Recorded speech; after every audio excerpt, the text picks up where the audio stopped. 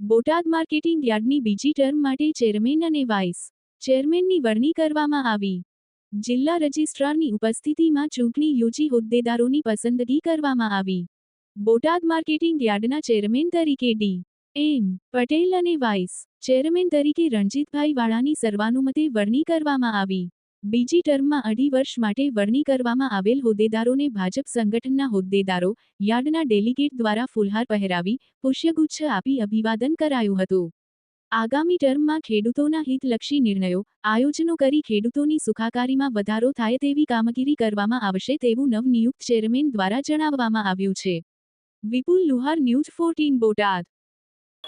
આજે ભારતીય જનતા પાર્ટી ગુજરાત પ્રદેશના માર્ગદર્શન નીચે બોટાદ જિલ્લા દ્વારા ભારતીય જનતા પાર્ટી દ્વારા આજે બોટાદ એપીએમસી ચેરમેન તરીકે ડી.એમ. પટેલ અને વાઇસ ચેરમેન તરીકે રણજીતભાઈ વાળાની વરણી કરવામાં આવેલ છે.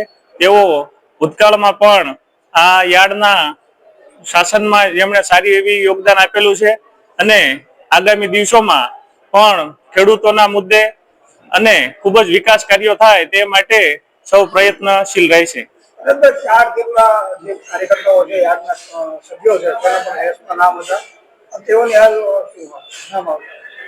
આમાં દરેક વખતે અલગ અલગ લોકોને બનાવવાના એવું એ પ્રમાણે આ વખતે ડી.એમ. પટેલનું પણ ગઈ વખતે નામ રેસમાં હતું, તો આ વખતે એમને બનાવ્યા છે. આગલી વખતે મનહરભાઈ ચેરમેન હતા, હજી આવતી વખતે કોઈ બીજા કોઈ ચેરમેન હોય.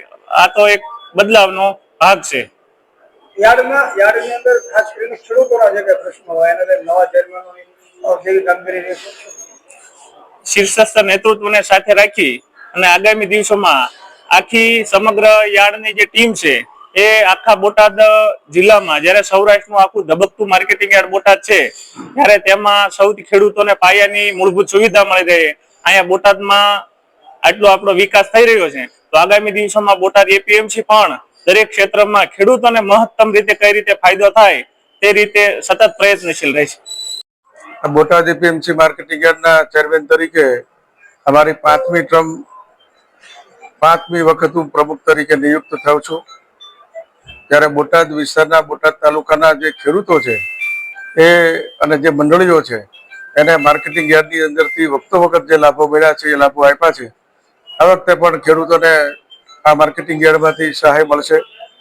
દાખલા તરીકે ડીપ ઇરિગેશન હોય, તારની ફેન્સિંગ હોય કે અન્ય કોઈ વસ્તુ હોય, વધારે ખેડૂતોને લાભ મળે એવો અમારો વાઇસ ચેરમેન અને અમારા બોર્ડનો પ્રયત્ન રહેશે.